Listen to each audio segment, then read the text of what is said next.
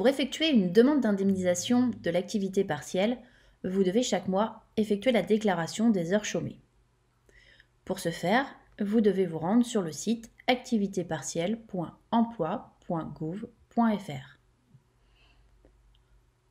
Au préalable, vous devez vous munir de votre identifiant, c'est-à-dire de votre nom d'utilisateur, de votre mot de passe, mais également des informations complémentaires comme le numéro de sécurité sociale de vos salariés, le code que vous avez dû recevoir par email afin de pouvoir faire la première déclaration. Vous devez également détenir le taux horaire brut de vos salariés et calculer 70% de ce taux horaire brut. Il va falloir l'indiquer dans votre demande d'indemnisation. Également, avoir à portée de main le relevé des heures chômées et des heures travaillées, semaine par semaine, pour les salariés qui sont concernés par cette indemnisation. Une fois que vous avez réuni toutes les informations nécessaires, vous pouvez renseigner votre nom d'utilisateur et votre mot de passe pour vous connecter sur la plateforme.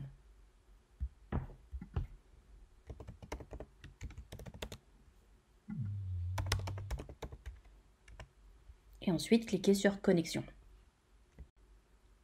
Une fois connecté, la page d'accueil apparaît.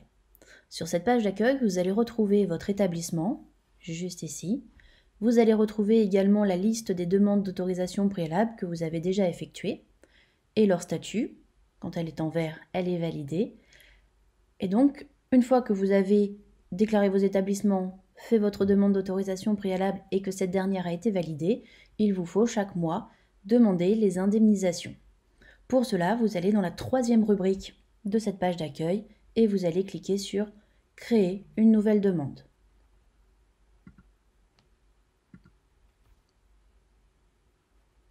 Lorsque vous cliquez sur « Créer une nouvelle demande », on vous demande de renseigner le code de création de la DI, de la demande d'indemnisation. Pour retrouver ce code, il faut retourner dans votre boîte mail et récupérer le dernier mail que vous avez reçu suite à la validation de votre demande d'autorisation préalable. Pour récupérer ce code, donc dans votre boîte mail, vous avez reçu un email intitulé « Activité partielle, notification de décision d'autorisation au titre du dispositif d'activité partielle ». Vous allez donc récupérer cet email et à l'intérieur de cet email, vous allez retrouver le code qui va vous servir à faire vos demandes d'indemnisation pour vos salariés. Donc il faudra utiliser ce code pour pouvoir venir compléter le champ juste ici, code de création de l'ADI. Donc je vous propose de faire un copier-coller de ce code de façon à pouvoir le renseigner. Une fois le code renseigné, vous avez une nouvelle fenêtre qui s'ouvre et là, vous avez le mois à renseigner. Donc généralement, il va se positionner mois par mois sur le mois qui est en cours. Donc là, à l'heure actuelle, nous allons faire la déclaration pour le mois de mars 2020. Donc il vous indique également que vous ne pouvez pas faire de demande avant le mois de mars 2020. Une fois que vous avez donc renseigné ce code et que vous avez sélectionné le mois concerné par cette demande d'indemnisation, vous cliquez sur le bouton Créer. Attention, le bouton Créer se trouve à gauche.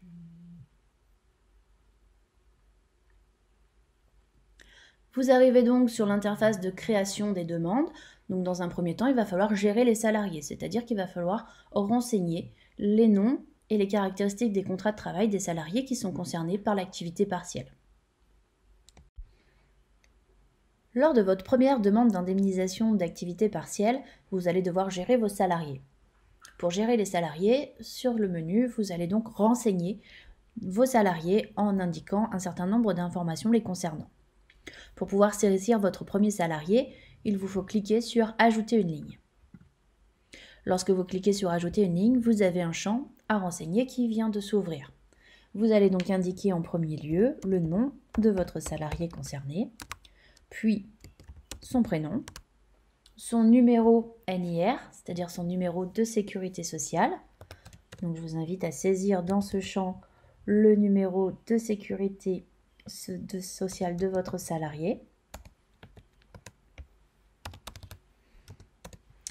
Ensuite, vous allez devoir sélectionner sa forme d'aménagement, c'est-à-dire la façon, le nombre d'heures de travail de votre salarié.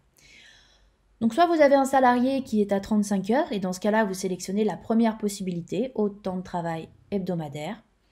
Ou bien vous allez sélectionner équivalent à 35 heures si vous êtes concerné par cette possibilité, c'est-à-dire si vous êtes sur une profession qui est à équivalent 35 heures, comme par exemple le secteur d'activité des transports routiers, où les transporteurs ont une équivalence 35 heures. Ensuite, vous avez la possibilité de sélectionner un salarié au forfait, c'est-à-dire forfait hebdomadaire, forfait mensuel, forfait annuel en jours ou bien annuel en heures. Vous avez également la possibilité de sélectionner un contrat de travail en cycle ou en modulation horaire. Dans ces deux cas, vous allez devoir indiquer également dans le champ suivant la quotité du temps de travail en pourcentage, ou bien vous pouvez sélectionner personnel navigant ou autre. Si vous êtes en présence d'un salarié à 35 heures de façon classique, dans ces cas-là, vous sélectionnez la première possibilité. Pour un salarié à temps plein, donc il va faire 35 heures, vous allez indiquer dans le champ durée contractuelle du temps de travail, donc 35 heures. Si vous êtes en présence d'un salarié donc, qui est à temps partiel, dans ces cas-là, selon la forme d'aménagement de son temps de travail, vous allez renseigner différents points dans la durée contractuelle du temps de travail. Vous avez les informations qui concernent les salariés à temps partiel qui se situent juste là, dans le message d'information qui vous est donné par la plateforme. Une fois la durée contractuelle du temps de travail indiquée, vous allez sélectionner la catégorie socio-professionnelle du salarié en question. Différentes possibilités vous sont proposées: ouvrier, employé technicien et agent de maîtrise, cadre, apprenti ou bien contrat de professionnalisation. Là, je suis en présence d'un employé technicien. Ensuite, dans le champ suivant, vous allez indiquer le taux horaire de ce salarié. Vous allez prendre donc sur sa fiche de paye le taux horaire brut du salarié. Vous allez calculer 70% de ce taux horaire et c'est ce résultat que vous allez indiquer dans ce champ. Donc là, je suis en présence d'un salarié qui a un taux horaire 70% de son brut égal à 9,23 €. Si vous êtes dans le cas d'un salarié pour qui le taux horaire, donc 70% de son brut, est inférieur à 8,03 €, dans ces cas-là, vous allez indiquer 8,03 € et non pas le résultat de votre calcul. Pourquoi vous indiquez 8,03 €? Tout simplement, c'est pour garantir le SMIC minimum à votre salarié. Une fois que vous avez renseigné le taux horaire, donc les 70% de ce brut, vous allez renseigner le nombre d'heures déjà chômées avant l'ouverture de ce service. Donc, si vous n'avez jamais fait appel à ce service, vous cliquez sur 0. Une fois les données de votre salarié renseignées, vous cliquez sur la flèche qui se trouve juste à droite pour sauvegarder cette ligne. Lorsque vous avez cliqué sur sauvegarder la ligne et que toutes les données sont correctes, vous avez ici une petite bulle informative verte qui indique que vous avez renseigné correctement la ligne. Pour ajouter un autre salarié, cliquez sur ajouter une ligne et vous allez pouvoir répéter l'opération autant de fois que vous avez de salariés dans le cas de l'activité partielle. Si vous avez de nombreux salariés à renseigner, à gérer dans cette plateforme, vous avez la possibilité d'importer un fichier. Dans ce cas-là, il vous faut respecter les formats d'import de fichiers pour que vous puissiez importer vos salariés via ce mode d'intégration. Une fois que vous avez terminé d'intégrer tous vos salariés, donc vous pourriez cliquer sur enregistrer. Une fois que vous avez géré vos salariés, c'est-à-dire que vous avez renseigné toutes les données concernant les salariés qui sont concernés par cette demande d'indemnisation d'activité partielle, vous allez saisir les heures par salarié que vous souhaitez voir indemnisées au titre de l'activité partielle. Pour ce faire, vous allez donc venir sélectionner un salarié que vous avez au préalable renseigné. Vous allez donc indiquer le nom du salarié en question et son nom ainsi que son numéro de sécurité sociale va apparaître juste en dessous. Vous cliquez dessus et vous allez cliquer sur le bouton « Ajouter le salarié ». Une fois que vous avez cliqué sur « Ajouter le salarié », une ligne vient s'intégrer et elle comporte les données à renseigner pour la demande d'indemnisation concernant ce salarié. Un certain nombre d'informations sont reprises des informations que vous avez au préalable renseignées. Par exemple, la forme d'aménagement du temps de travail est reprise, ainsi que le nom et prénom du salarié, sa durée contractuelle du travail hebdomadaire, Et vous avez également la grille de saisie des heures que vous souhaitez voir indemnisées qui est à renseigner. Donc pour ce mois-ci, donc sur le mois de mars 2020, donc la demande d'activité partielle a débuté le 16 mars. Donc les semaines 10 et 11 qui concernent les semaines du mois de mars préalables à la demande d'activité partielle, à la mise en activité partielle du salarié sont grisées et vous n'avez rien à renseigner. Pour ce qui est des 2 semaines suivantes, donc vous avez vu, on vient renseigner les relevés d'heures semaine par semaine. Ce qui fait que pour la période de mars, vous avez la semaine 12 et la semaine 13 à renseigner. La semaine 12 qui concerne la période du 16 mars au 22 mars et la semaine 13 qui concerne la période du 23 mars au 29 mars. Pour la semaine 12, par exemple, il va falloir que pour le salarié en question, je vienne indiquer les heures travaillées de mon salarié. Admettons qu'il ait été en activité partielle toute la semaine. Dans ces cas-là, je vais indiquer 0. Lorsque je vais passer au champ suivant, le logiciel, la plateforme va calculer automatiquement les heures chômées par rapport à la durée contractuelle du temps de travail que vous aurez indiqué. J'avais indiqué une durée contractuelle de 35 heures, puisqu'il n'a travaillé aucune heure, c'est donc 35 heures chômées que je demande à indemniser. Pareil pour la semaine 13, si mon salarié en effet n'a pas travaillé sur cette semaine-là, je vais faire la même chose.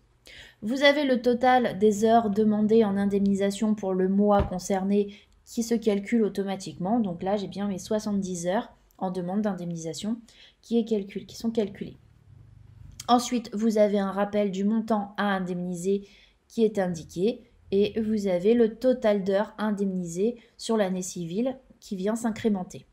Une fois que vous avez donc renseigné la ligne qui concerne votre salarié et que vous souhaitez renseigner une autre ligne pour un autre salarié, vous cliquez sur la petite flèche à droite de votre écran pour enregistrer la ligne que vous venez d'indiquer. Une fois que vous avez enregistré cette ligne, vous allez pouvoir ajouter un nouveau salarié.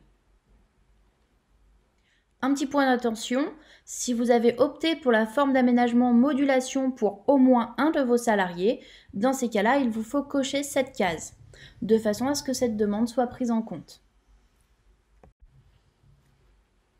Vous avez également la possibilité de venir supprimer une ligne ou de venir supprimer l'ensemble des salariés de la page si pour une raison ou une autre vous êtes trompé, vous souhaitez recommencer, vous pouvez supprimer les salariés de la page en cliquant sur le bouton « Supprimer tous les salariés de la page ».